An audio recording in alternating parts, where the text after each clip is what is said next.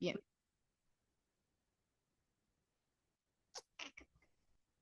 Aquí estamos una vez más. Sean todos muy bienvenidos a las reuniones interactivas del Bhagavad Gita. Hacía rato que no hacíamos de estas, pero bueno, siempre la gente se puede poner al corriente checando los links de los videos de YouTube. Y hoy, bueno, tenemos a Pedrito, que siempre nos acompaña, y a Luis, que es el nuevo integrante. Y hoy vamos a estar revisando los versos del Bhagavad Gita correspondientes al capítulo 2 que ya lo empezamos, verso número 3 en adelante. Como siempre, les explico, siempre recalco la dinámica, pero bueno, cualquier pregunta la pueden dejar ya sea en voz o en el chat, como ustedes prefieran.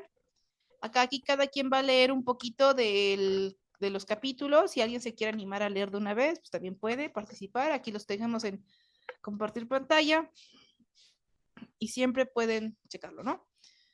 Eh, Como siempre, cada quien aquí puede pedir su palabra, puede preguntar cuando guste, dar opiniones, reflexiones, preguntas y conforme vamos avanzando en los versos. Entonces, vamos a empezar, como siempre, con las oraciones correspondientes antes de leer el Bhagavad Gita y cualquier escritura sagrada. Narayana Namaskritya Naranchai Vandanotaman Devim Sarasatim Vyasam Tatoya Yamudirayet Om Namo Bhagavate Vasudevaya Om Namo Bhagavate Vasudevaya Om Namo Bhagavate Vasudevaya. Estamos leyendo el Bhagavad Gita tal como es, capítulo 2 texto número 3. Y Krishna dice así. Oh hijo de Parta, no cedas a esta impotencia degradante, no es digna de ti. Abandona esa mezquina flaqueza del corazón y levántate, oh castigador del enemigo. Significado por Srila Prabhupada Ki Jai. Arjuna se lo nombró como el hijo de Pritha, quien resultaba ser la hermana de Vasudeva, el padre de Krishna. De modo que Arjuna tenía un nexo consanguíneo con Krishna. Si el hijo de un kshatriya declina a pelear, ahora definamos qué es un kshatriya, ¿no? Para Luis. Kshatriya es la palabra sánscrita que se refiere a los guerreros. Kshatriya significa guerrero. Una persona kshatriya es también, por ejemplo, toda la gente que está dentro de lo que es la casta política, todo como es realeza, política, soldados, militar, toda esa clase de cosas. Si el hijo de un guerrero, un kshatriya, declina a pelear, es guerrero solo de nombre. Y si el hijo de un brahmana, que brahmana viene a ser la clase sacerdotal, um, sí, los sacerdotes, los monjes, los maestros, eso es, actúa de modo impío, es un brahmana solo de nombre. Esa clase de kshatriya y brahmana no son hijos dignos de sus padres. Por consiguiente, Krishna no quería que Arjuna se convirtiera en un hijo de un kshatriya indigno. Arjuna era el amigo más íntimo de Krishna y Krishna lo estaba guiando directamente en la cuadriga. Pero si a pesar de todas esas ventajas Arjuna abandonaba la batalla, cometería un acto infame. En consecuencia, Krishna dijo que una actitud tal en Arjuna no correspondía con su personalidad. Arjuna podía arguir que renunciaría a la batalla fundándose en que tenía que observar una actitud magnánima para con sus parientes y el muy respetable Bhisma. Pero Krishna consideró que esa clase de magnanimidad era tan solo una debilidad del corazón. Esa clase de falsa magnanimidad no la aprobaba ninguna autoridad. Por lo tanto, semejante magnanimidad o mal llamada no violencia debe ser abandonada por personas tales como Arjuna que se encuentran bajo la guía directa de Krishna. ¿Alguien quiere hacer un comentario?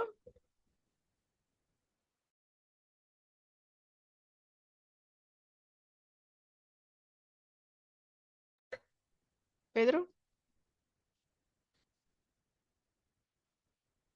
Luis. Si no, pasamos al siguiente verso, ¿eh? Lo siento, estaba lejos de la compu, Ah, perfecto. pero estaba escuchando con audífonos.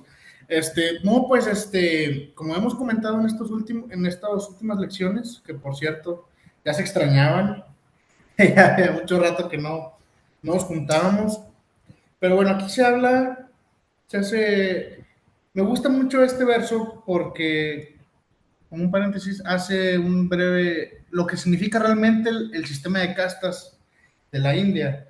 Yo me acuerdo que tenía un tío que cuando se enteró que yo estaba leyendo estas escrituras y que pues me inclinaba por lo que, entre comillas, se llama hinduismo, él me dijo, no, pues ellos son muy clasistas, ellos tienen un sistema de castas donde si eres obrero te quedas como obrero, si eres como que rico o comerciante o así te quedas así y no se pueden casar entre ellos.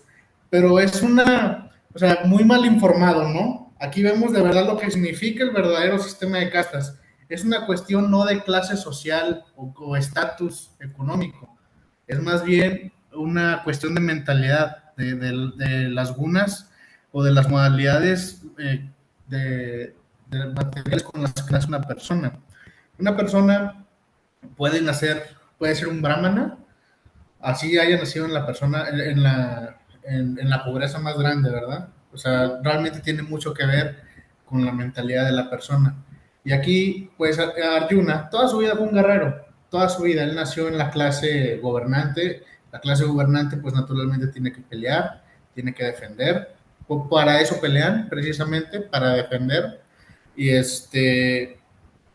y aquí él no quería pelear por pues varias cuestiones que vimos en elecciones anteriores, ¿verdad? No vamos a entrar en detalles en eso. Quien quiera verlas, pues puede, ahí están las clases en YouTube. Pero estaba yendo en contra de su naturaleza, en contra de su dharma, ¿verdad? Era adármica, esta bondad falsa pues era adármica, ¿verdad? Era una bondad adármica la que Arjuna quería proponerle a Krishna. No sé si alguien más tenga algún comentario. Hare Krishna. Yo quiero comentar algo. Aquí me llama la atención que Krishna le dice a Arjuna, tú eres un kshatriya, tienes que cumplir tu dharma, que es ser un príncipe y pelear por lo que es, por el reino, ¿verdad? Y también se refiere a todas las situaciones a todas las situaciones de toda la gente. Por ejemplo, una mujer tiene que cumplir su dharma, un obrero, un trabajador que trabaja, ¿verdad? Tiene que cumplir su dharma. Un esposo tiene que cumplir su dharma. ¿Cuál es el dharma del esposo? Cuidar a la familia, dar buen ejemplo a la esposa, a los hijos, y la esposa también cuida a la familia y ser casta y fiel, y el dharma del hombre también es ser casto y fiel. Y ¿cómo se llama? Así, todos tenemos que cumplir nuestro dharma. Si es un brahmana, pues tiene que cumplir su dharma. No solamente recibir caridades y así, su dharma es también establecer los principios religiosos en la sociedad. Y aquí así entiendo yo que todos tenemos que cumplir nuestro dharma.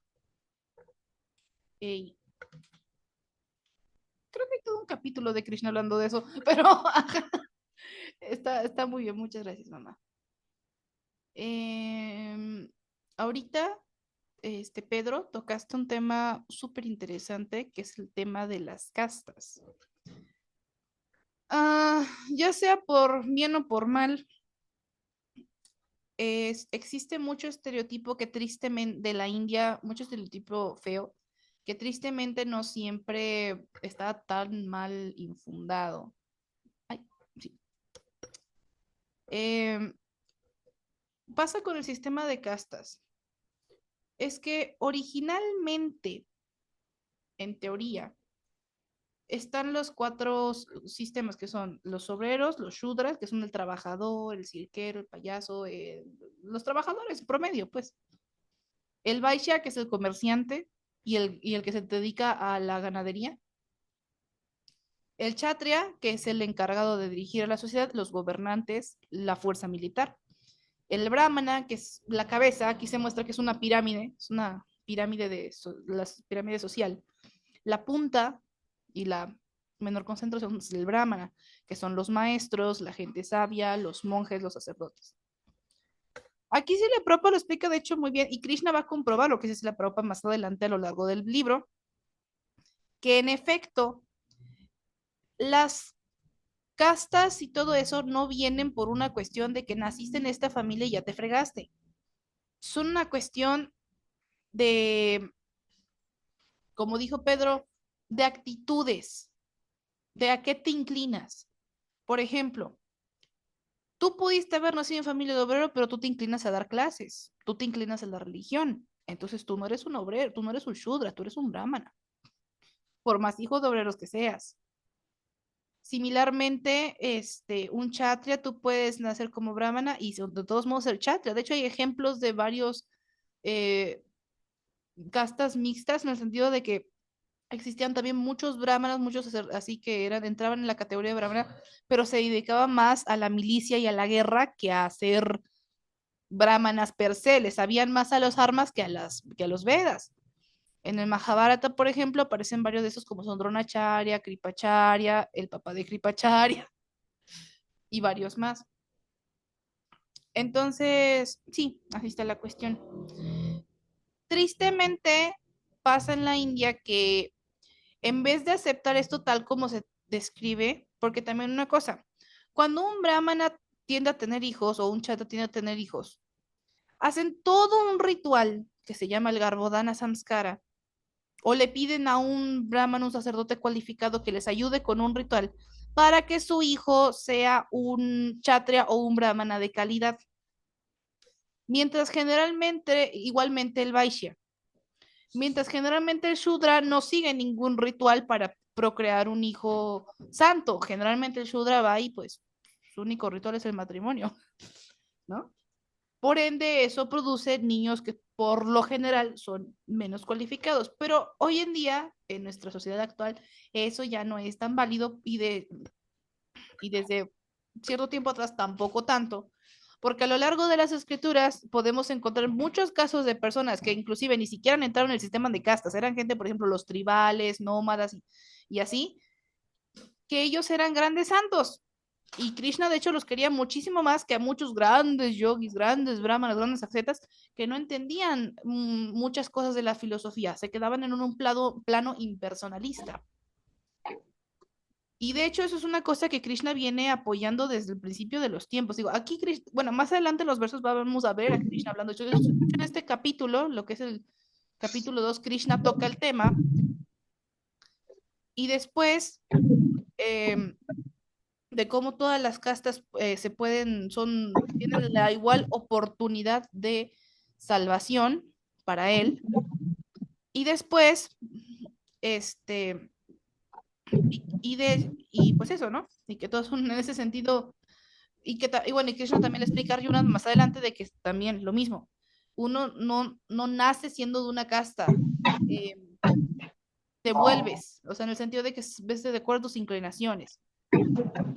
También otro caso que se presenta aquí es de que independientemente de la casta que una persona sea, tú puedes pues tienes la misma capacidad de alcanzar la perfección espiritual que cualquier otra persona. Y esto es una cosa que el señor Chaitanya Mahaprabhu, cuando se manifiesta, que es la encarnación más reciente de Krishna, lo aplicó. Él hizo mucho choque con los brahmanas casteístas de su época. Y de hecho, y hasta la fecha, nuestro movimiento de conciencia de Krishna crea mucho choque con los brahmanas casteístas. Por lo mismo. Porque el señor Chaitanya llega y les dijo, oigan, ¿qué andan haciendo ustedes? Esto no fue lo que yo dije. Pues o sea, Krishna ya lo dijo desde antes y ahora ustedes no le hacen caso. Se me volvieron clasistas. No, no, no, no, no.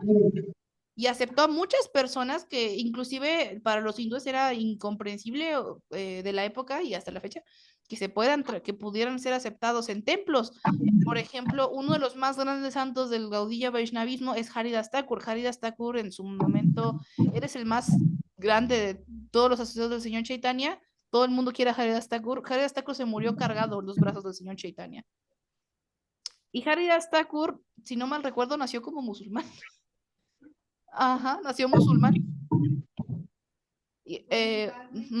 Rupa y Sanatan Goswami, que son de los principales asociados del señor Chaitanya y principales grandes maestros que tenemos en nuestra línea, también eran musulmanes y se volvieron Vaishnavas. Entonces, todo eso afecta, ¿no? De hecho, los musulmanes ni siquiera entran en la sociedad de castas de la India. Ellos son conocidos como melechas o yávanas, que son personas que no siguen el Dharma, ¿no?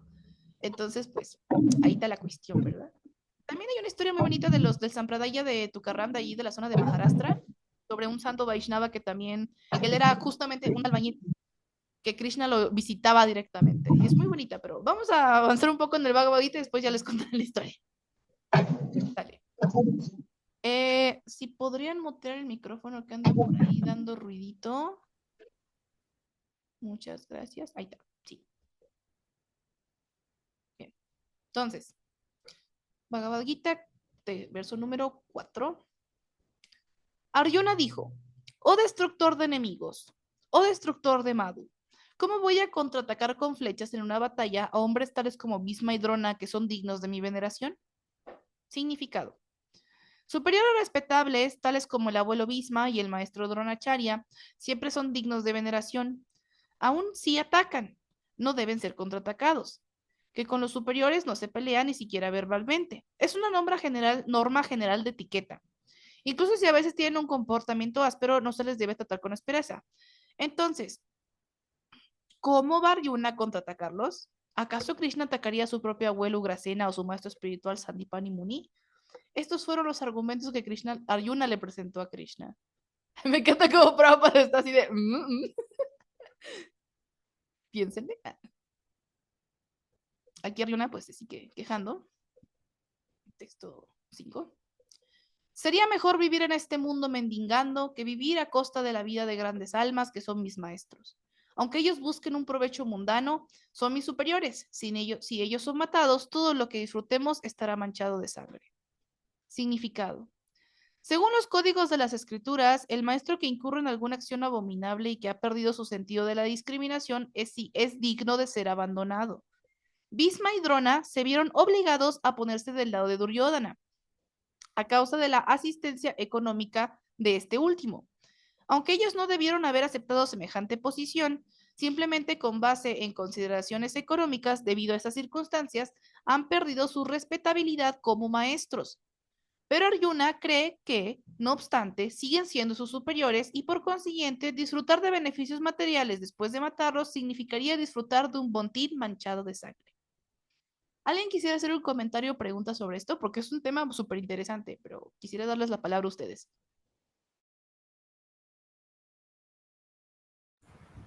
Bueno, pues aquí vemos cómo la Riona es una gran alma, eso es innegable.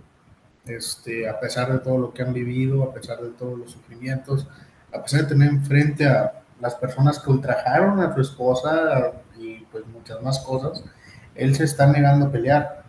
Y es válido que él piense así, pero al final va en contra de los propósitos de Krishna, lo que está sucediendo aquí. Y se habla también del respeto a los superiores, de cómo estas personas con las que menciona Bhisma y Drona son su maestro y como su abuelo. Bhisma es su abuelo, Drona es su maestro espiritual, fue su maestro espiritual. Estoy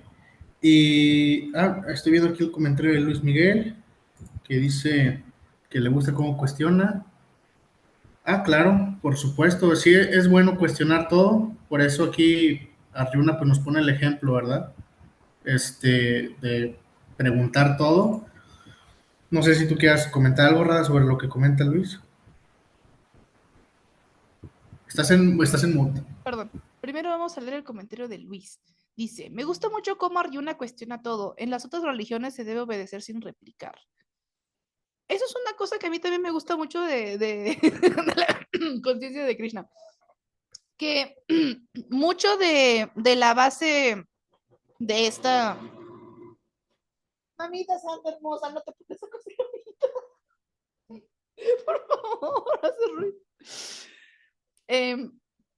Una cosa que me gusta mucho, de hecho, es de que esto es una religión muy dirigida a gente pensante. Más adelante, de hecho, el propio Krishna, en el Bhagavad Gita, menciona, mejor que los rituales, rituales una ofrenda mejor, un sacrificio mejor que ese, es el sacrificio de inteligencia. No sacrificio en el sentido de que voy a apagar el cerebro, sacrificio en el que utilices tu inteligencia para entenderme. Piénsale, no estés menso, piénsale. Entonces, um,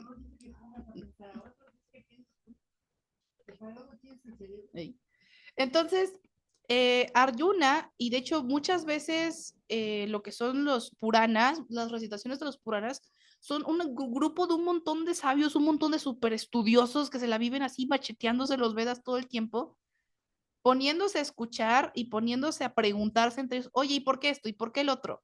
Y etcétera, y haciendo varios debates. La India era un lugar muy, muy académico. Entonces sí, Arjuna, a pesar de que tiene a Dios enfrente, le pregunta, pero ¿por qué esto y por qué el otro? Pero si aquí dice eso y acá dice esto, otro, y Krishna ya le dice, a ver, siéntate tantito, estás diciendo mensadas, déjame explicarte.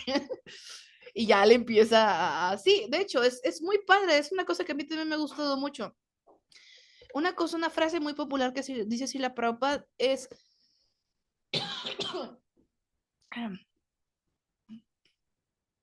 Filosofía sin religión es especulación mental y religión sin filosofía es sentimentalismo. Tienen que ir de la mano. Porque, por ejemplo, una persona llevada por el solo sentimentalismo no siempre va a tener una base firme para su fe. Similarmente, una persona que yo soy muy inteligente y soy larga, pues nunca va a entender a Dios, porque con todo respeto, pues necesitas algo de fe para entenderlo, ¿me entienden? Ajá, quitarte un poco lo arrogante de, ay, no, es que yo soy muy listo y bájale, o sea, claro, analiza, piensa, pregunta. Arjuna lo está haciendo. Pregunta, ¿por qué? Cuestiona, ¿qué está pasando? Yo veo que esto está mal, explícame. Y ya es cuando Krishna le empieza a explicar. Tenemos 6 minutos. Entonces, antes de seguir con la clase, hola, es que, mira, vamos a apagar tantito el Zoom, volvemos a reanudar en el mismo link, porque si no corto antes de que se acaben los 10 minutos de tiempo límite, no me deja reabrirlo. Entonces cortamos y regresamos al mismo link, ¿sale? Déjeme, sale, va. Excelente.